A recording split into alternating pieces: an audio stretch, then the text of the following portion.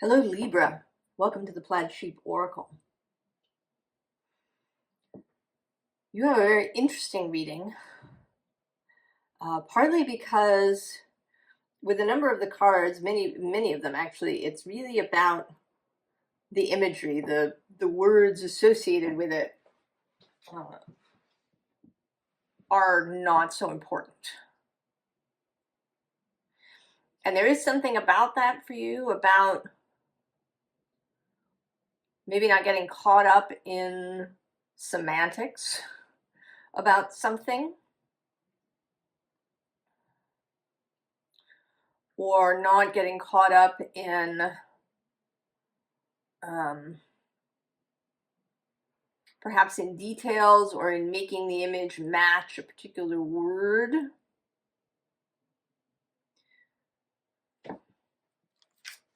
So we start here with this card, and it says gratitude, but it isn't about that at all, or about lamas.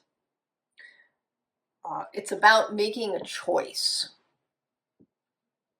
And it's a choice that is a little risky.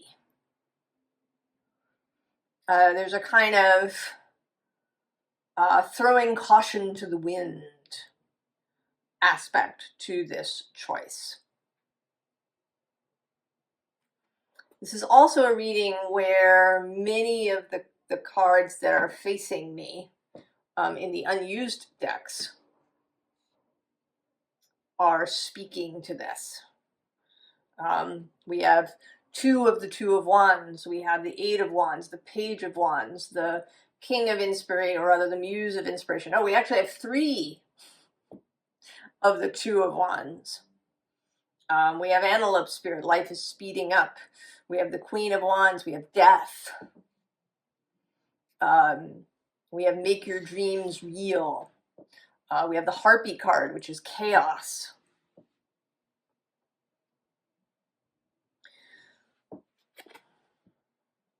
And then the Stardust card as well, which doesn't have this speed feeling, but the feeling of the wish. So you make this choice, you pluck this flower here, and then in the scene underlying, we have you sort of engaging with this.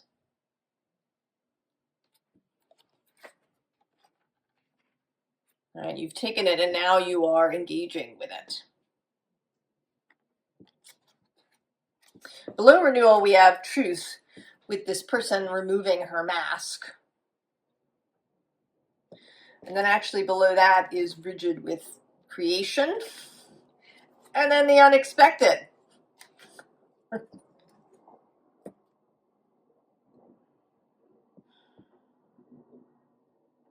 So there may be something about this choice that is especially risky in some way. That it is, right, there's this removal of a mask that's involved. You are going to step out in some way that you have not before. You're going to make a choice that I think people around you will find unexpected. Now, the bottom of the deck is this goddess Päivätär. She's the Finnish goddess of the sun. In many of the Scandinavian traditions, the sun is female and the moon male. And so she creates light and fire. It says weaving, although here she's spinning initially. So she spins the threads and then weaves them into fabric. This sense of, there's this kind of vortex thing going on that there is a sense of inevitability.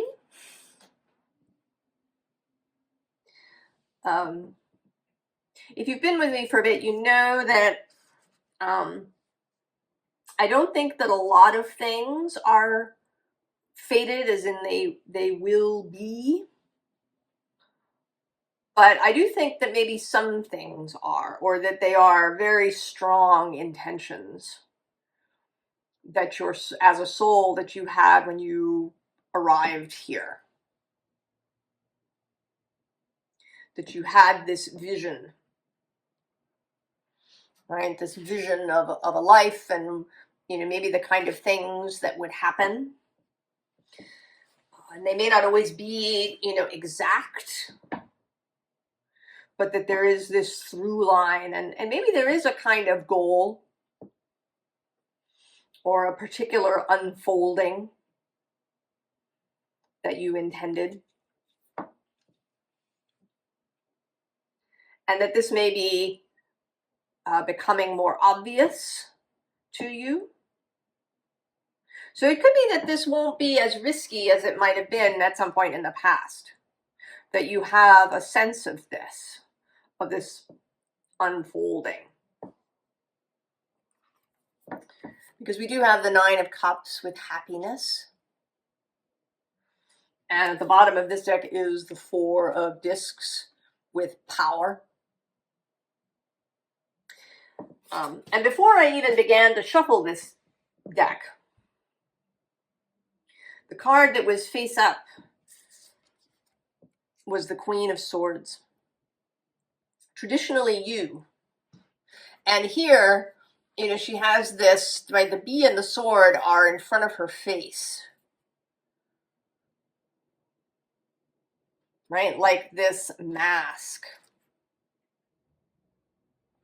So it may be that intellect was part of your mask, that being, you know, very intellectual,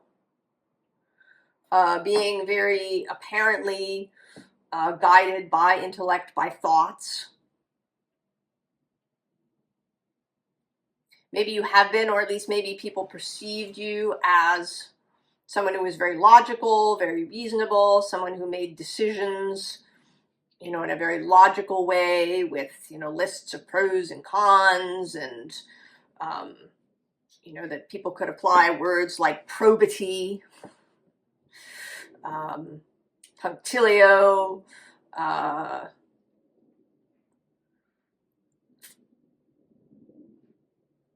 reason to you.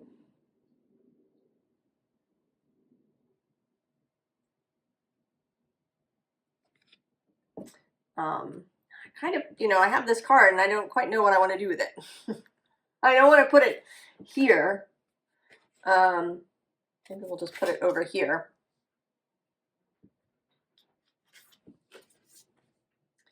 And then we have the Magician.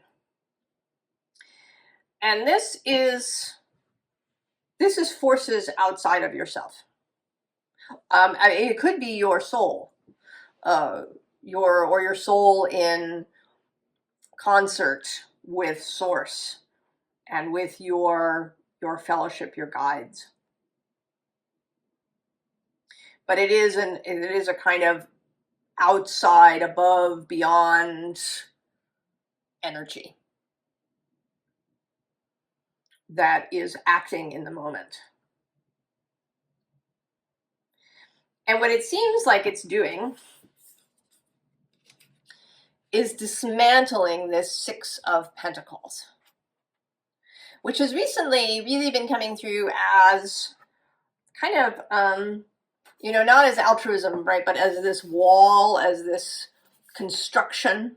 I mean, we do have the crossed keys of the papacy here. The rules, the standards, and they may not even be, I mean, they may be associated with the outside, but I think that you have always had your own, and that that maybe for a long time they were in agreement with the outside. I think you've always been a person of who has integrity, who is very responsible.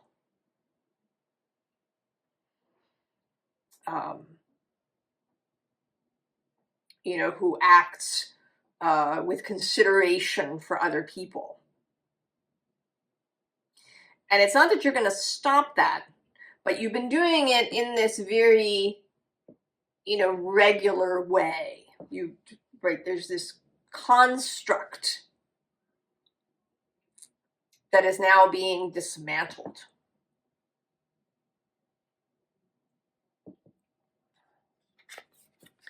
And then we have the Knight of Cups, which is coming through as you. You seeing.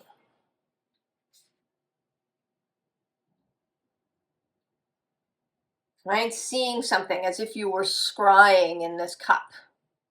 Maybe this cup of your heart. Your own personal cup. And that you are seeing for the first time, perhaps, clearly,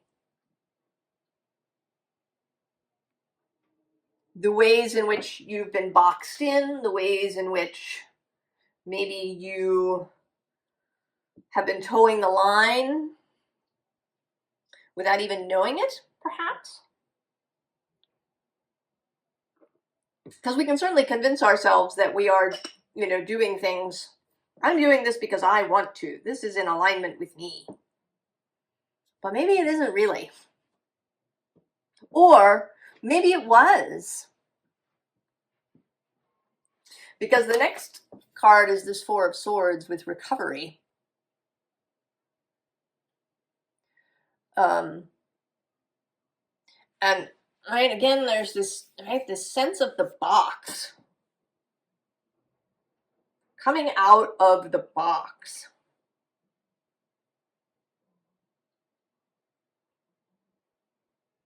You know, and there are lines in this card too, but there's this infinity, and this is, you know, this is sort of sacred geometry. You know, rather than, you know, a kind of standard wall or a, you know, very rectilinear, you know, the box. This is being contained and held by sacred geometry, by Saturn as the sacred mystical container.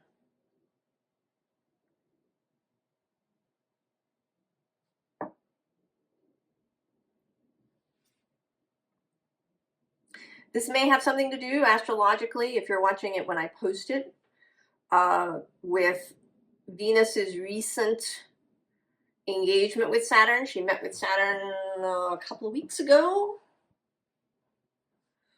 Maybe a little more than that. Somewhere in January, she met with Saturn in Pisces. And that is Venus's space. She is exalted. She is an honored guest in Pisces. She has great influence there. So although Saturn is a very serious energy, you know, he is, you know, going to act with respect towards Venus in this space where she is exalted. He will take his cue. I think, you know, we have this impression of Saturn as always being the bigger energy. You know, if you have Saturn conjunct the moon, say, we often talk about this as a restriction of emotion, that maybe you are restricted in your expression of emotion. And this could very well be true. But I don't think that this influence runs both ways, or just one way. I think that it runs both ways. I think the moon is also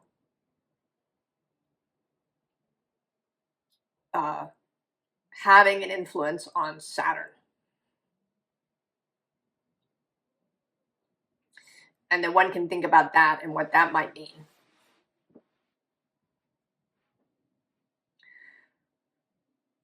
So this, right, this combining of Venus and Saturn.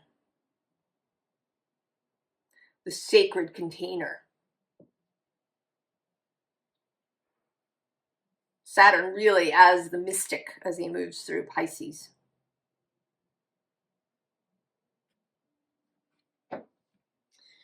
And we have the Six of Pentacles repeating, you know, as perhaps what we've been told, what you were told, ways in which you followed previous ideas. And we all get taught stuff when we're children. And then many times we just have to unlearn those things later. And below this is both the Queen of Wands, the Queen of Fire, and the Fool.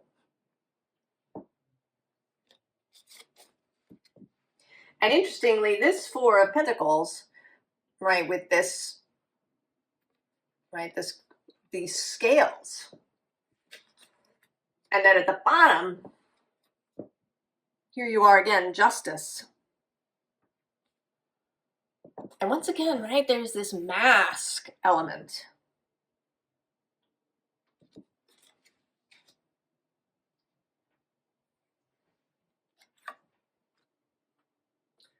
Knight of Swords. He fell out. So there's been lots of stuff with cards, right? There's the Queen of Swords that was there and wanted to get taken but not be part of the spread. This guy who leapt out face up. This exuberant, right? He is on the move. And he does seem as if, you know, he might just whoosh right through this scene.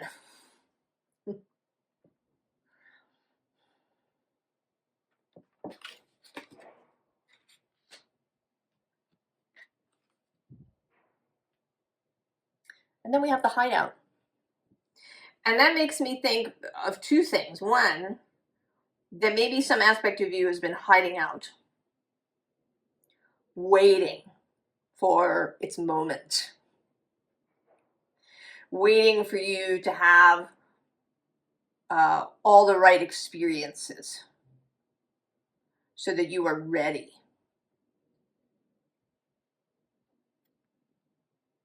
And two, that outlaws have hideouts. That maybe this choice that you're going to make is going to make you feel a little bit like an outlaw. At least in your, you know, your circle of people.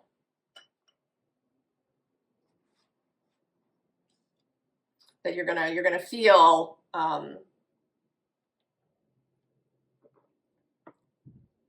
like you're really breaking, you know, almost breaking the law.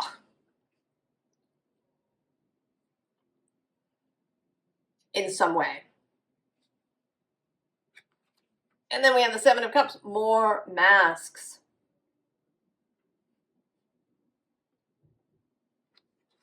You know, here there's many.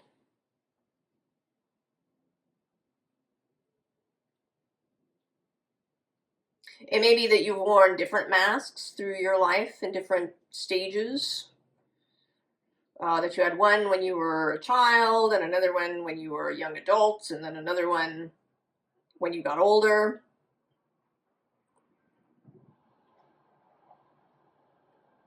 And this isn't, you know, none of this is, you know, a judgment.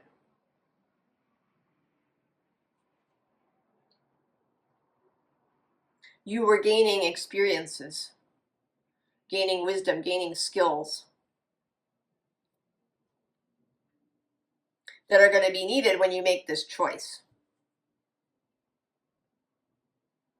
When you choose this path. And it does seem, right, in some way it's a radical departure from whatever you've been doing. And of course it can be, you know, anywhere in your life. It could be that you're, you know, you've been a an engineer up until this point, and you're making this radical shift into being a clothing designer. And instead of engineering buildings, you engineer fabulous clothes. Or you've been married for 20 years and you're going to leave the marriage.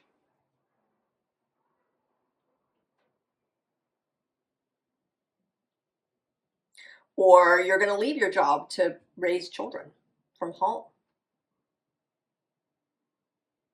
And that's a radical departure. Or you've decided to homeschool your children.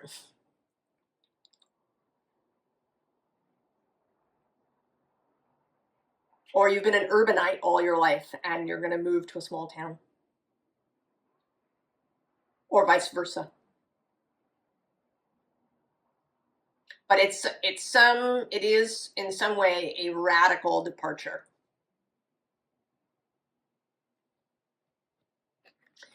And then there's this listen card that feels like space, and that the really uncomfortable space, right? When you make a choice and you don't quite know the consequences.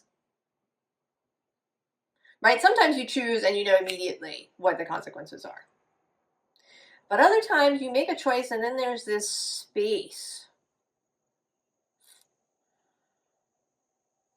And you don't quite know, what is happening. You quit your job and you're in a space before, the next thing appears. Or you decide to homeschool your children and you start it. You're not going to know, how will that really, it's going to take some months, maybe a whole year before you really see the results of that. So there is this uncomfortable space where there's uncertainty.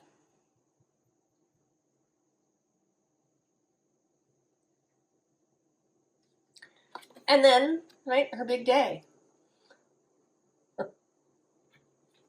Right? There you are in your red dress, in your red outfit. Choosing from this place of desire and knowing, connecting to the cosmic magician.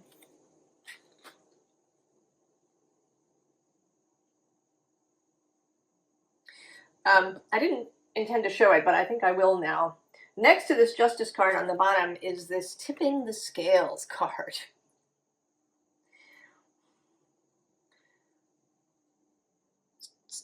Right? That maybe things have been building, and now the scale is just going to tip. Right? That final grain of sand.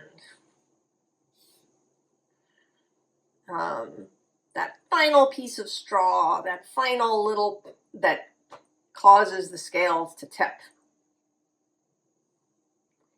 is here.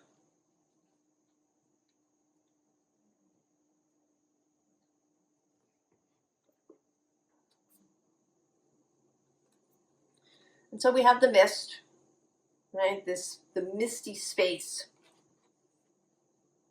Trust your inner compass, be led from within. But then maybe there will be this, right, this period of unknowing that may be really uncomfortable.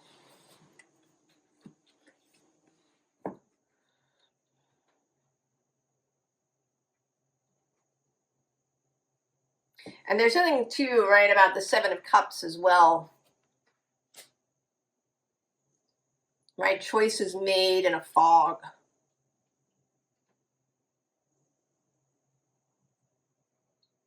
Right, choosing the cup, but doing it in a fog. Another transit that's happening is that Neptune and the North Node have been conjunct. The exact conjunction is over. Neptune they're separating now, but they're still pretty close to each other, within a degree. Neptune, oh, right, he could really be like this. Like really increasing the mist factor. Now under this we have this Atlantis card with, right, this whole deck is really, you know, misty, this water, healing waters deck. Keep the big vision, stay in alignment as you grow. But then the bottom is much clearer. The great severing. Mars energy. Now it says anger, conflict, softening to love. But I think it's just, right, it is this risk. I mean, Mars loves risk. He does. He's all over it. That Aries energy across the way from you, always ready. And Venus is now in Aries. In that space, ready to take the risk.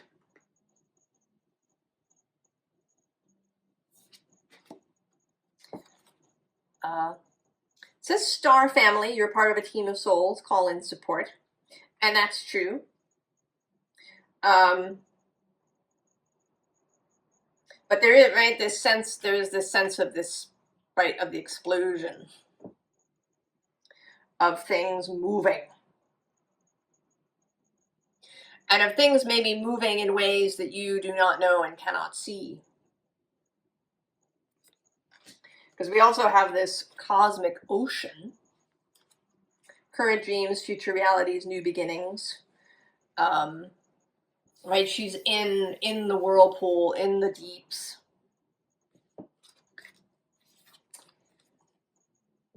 And then this, right, I'm not even going to say what the title is, right? Right, her face breaking the surface.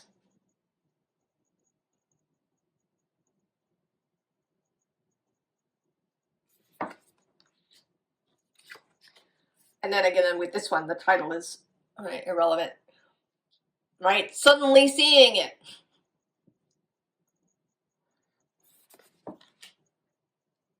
You've been in this mist, or you will be when you, I mean, maybe you've been in a mist, you know, maybe the choice is made in the mist, that you've already been in it for a while. It could be you're having a Neptune transit of some kind, Neptune conjunct or square or trine. I actually think that Neptune trine can be especially foggy because that Neptune energy is really moving easily. And if you have something, right, if he's trining something of yours, then it's in a water sign, Cancer or Scorpio.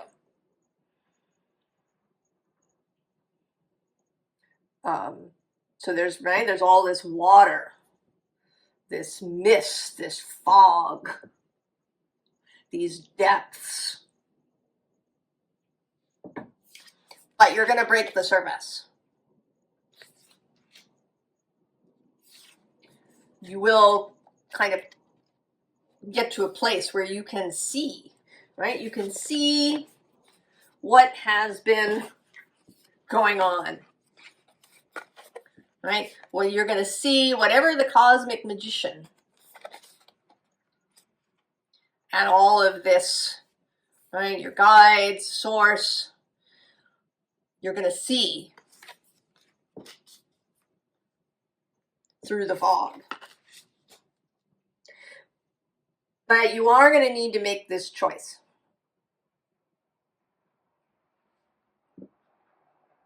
I think that the choice has to happen first.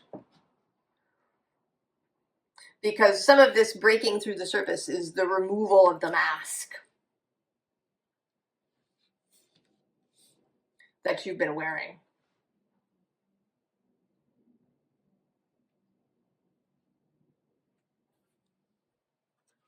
So we have now the Three of Water.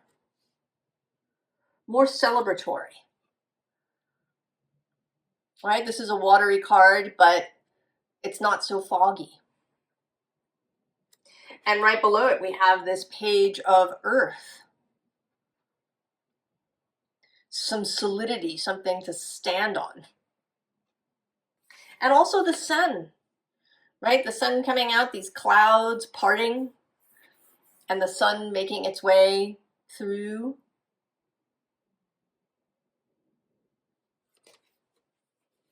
Below that actually is also the Ace of Air. Mental clarity. And then the bottom of the deck is the Queen of Earth. Now with her and in the row here is the Queen of Water. We've had all the queens. Queen of Cups, Queen of Pentacles, Queen of Wands, and the Queen of Swords. So there is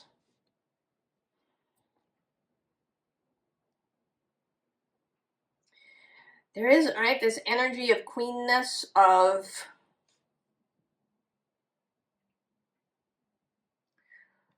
doing things in a different way. It may be that part of this mask that you've been wearing is to be more, right, if you are more intellectual, more strategic, you know, very logical, reasonable. These are more sort of king attributes. And we have no kings here. We've had a couple of knights, but they're sort of impetuous, right? They're not really, you know, they're associated with the mutable signs. They're ready to, you know, move at a moment's notice.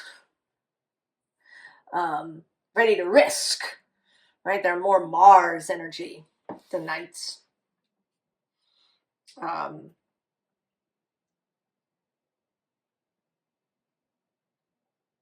But this, right, this energy of queens, of a more embodied way of choosing, of you know, making decisions on about how, you know, how do you feel about it?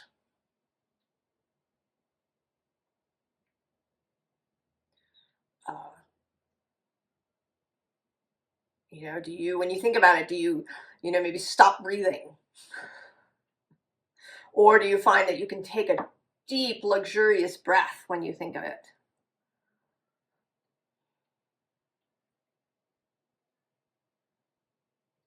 You know, or how does it feel in your heart? You know, does it make you want to giggle?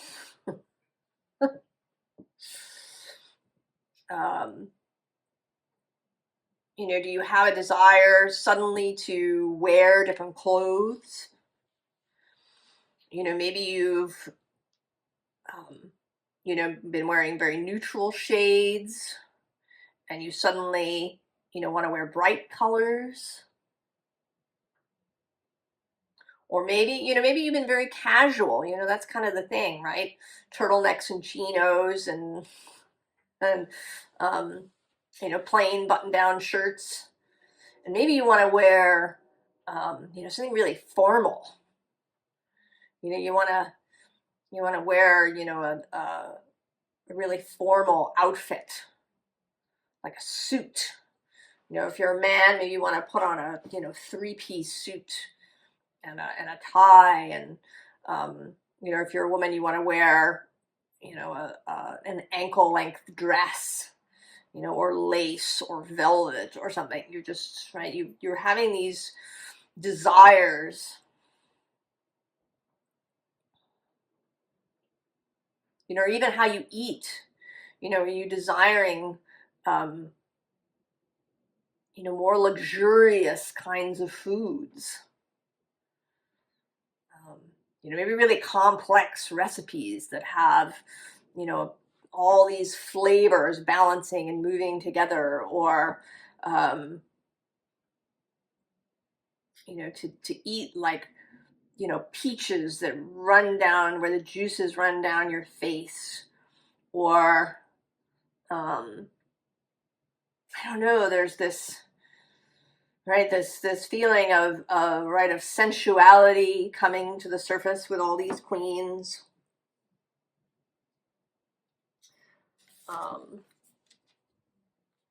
Right here, this queen of water.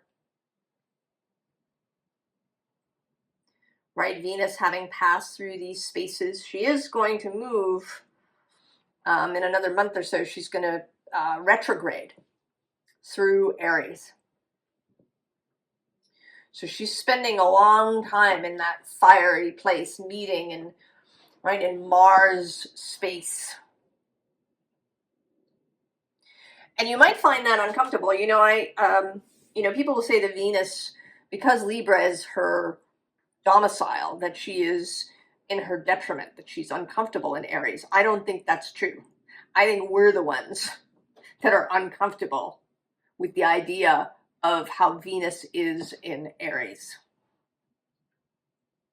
That maybe she is openly sexual, that maybe she is risk-taking. You know, maybe she is extravagant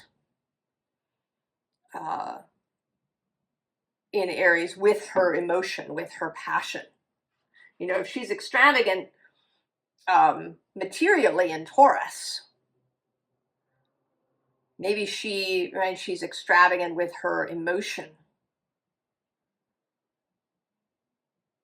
in Aries, right? Much more ready to take the risk.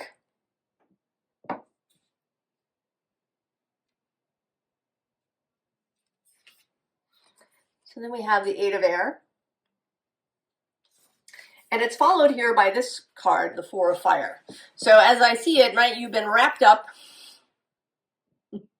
And in this air card, right, maybe wrapped up in intellect or in logic or, you know, in the ideas of our modern society. Facts, figures, the digital age, all of these things. And now you're coming out. You're being released.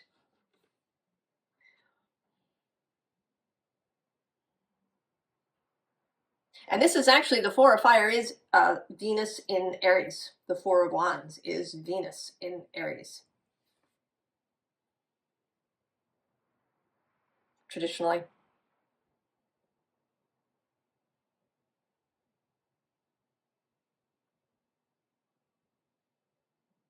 And in an alternate decan system, so that's the Chaldean decans that get us Venus in Aries, but in the alternate, in the kind of standard decan system, the Four of Fire is Jupiter in Aries, right? Is a Jupiterian energy. And he is moving sextile to Aries and trine Libra now as he's moving forward now in Gemini. He's stationed direct and is moving forward. Expansion. And then there's this Seven of Air. And in this deck, these four figures are the Emperor. In this deck, there isn't an Emperor, there's a council of monarchs. And here you are, you're leaving. You're leaving. You got your own crown, you don't need their crowns. You're just, right? You're just gonna leave. There's no need to fight. There's no need to have a whole thing. You're just gonna go. You've been released from this Eight of Air. You've been released out into this beautiful scene. You know, previously it was all shadow and cloud and mist and all these things, and now you're being released into the sunshine. And so you don't have any need. You don't have to convince anybody. You don't have to convert anybody.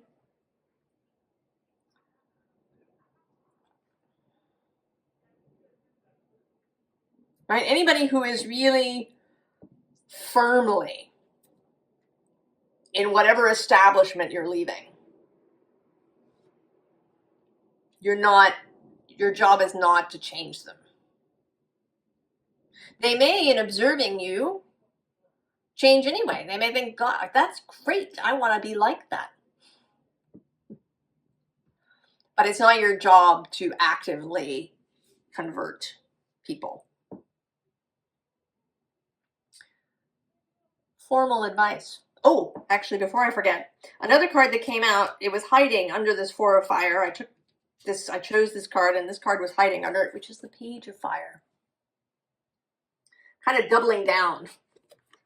Right? It's like you're this Eight of Air, you come out, right, into this fun landscape, and you are now this Page of Fire. Yeah?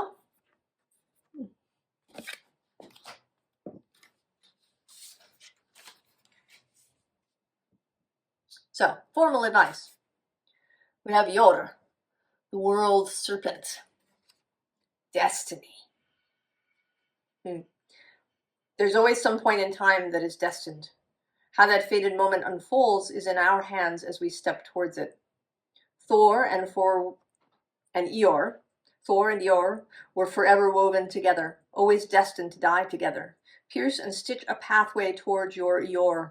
Start sowing fearlessly further onwards. Do not skirt your issues, for it's a time-given gift. Your is a time-given gift. I keep thinking it's an F instead of the I, because it has this little thing over it. So maybe you've been mistaking something for something else. And you're going to see it now. We also have under that Brom, which is the broom, sweeping things out. Now we have in this card, right, there's this reference to sewing. Right, we've had spinning and weaving. And there's sewing, and then at the bottom of the deck is yarn. Frigg weaves golden threads of love into the destinies of all beings, so we may tangle our heartstrings with others. Occasionally, these divine yarns wrap and wind together two souls of mirrored frequency, predestined emotional ties reaching back to the birth of love and singing with harp-like perfection.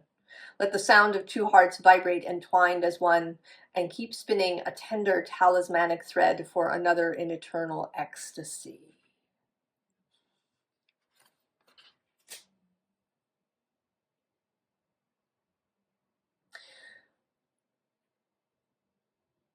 Right? Relationship.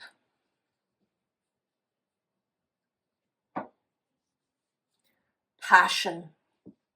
Openness. And I don't, it could be that this choice is to move towards somebody. But it could also be that when you make this choice, that there are ripples. That even if this is a job, or a profession, or a place, that there are ripples, right? That you are entwined. That there will be a meeting or meetings with others. That there's all these threads coming together. And here in the advice, we have these sort of two difficult cards. We have the Heartache card and this Nid Shadows card.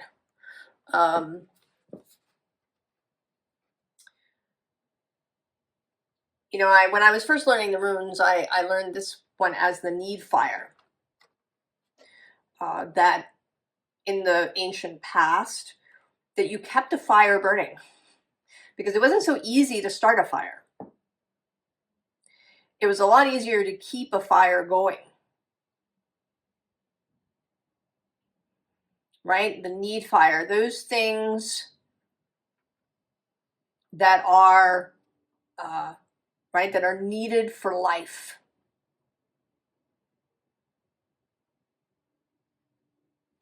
The nutrients that are needed for life.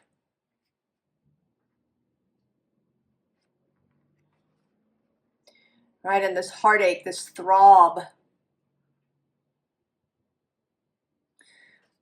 that there has been something, right? There is a need of connection, a need of removing the mask, a need of releasing the heart. And then in between them is the Ginungagap, the void, the creational space.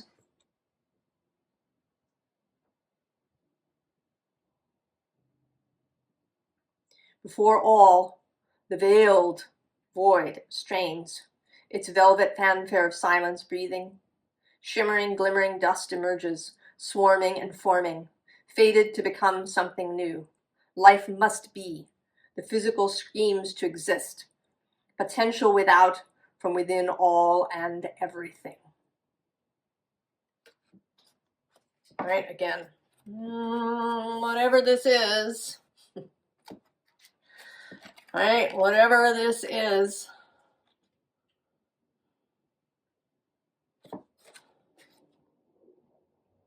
Whatever this seed is that you're going to crack open, that you're choosing, Libra.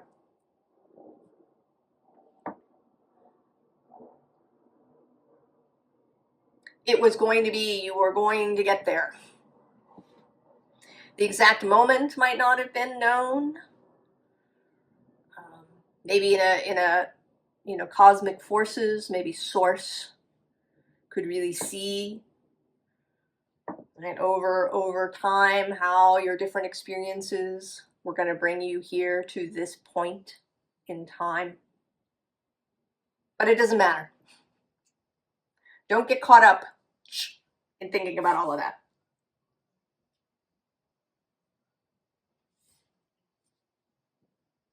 Know that you are here. That you know what it is that you want, that you know what mask you want to take off now. How you want to be, how you want to move into the world from this moment forward.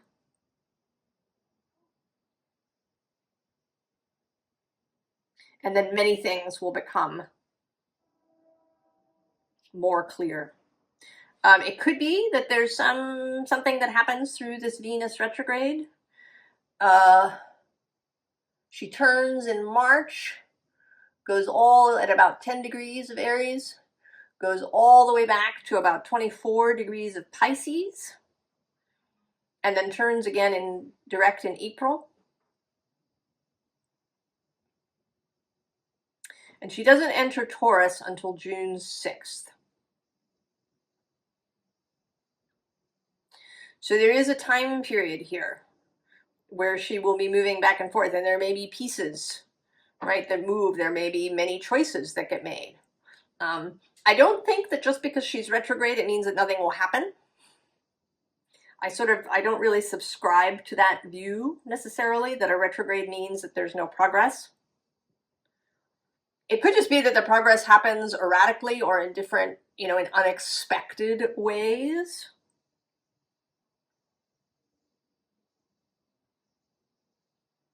She's going to meet Mercury during this process, so there could be a message that is arriving, right? This Knight of Swords. Mercury is also associated with the Magician.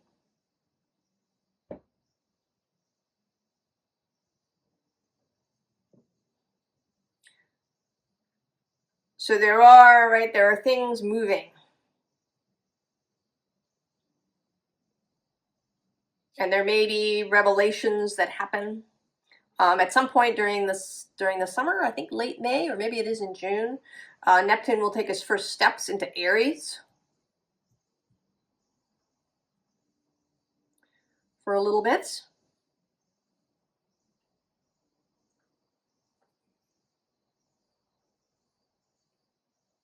So, right, follow those intuitive feelings, follow how you feel about things. You may need to ignore logic, set it aside.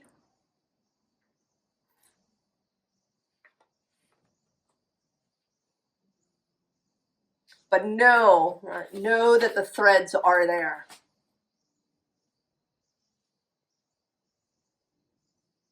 You are held, contained by the sacred geometry. Libra. I wish you the very, very best. And I will see you next time, Libra.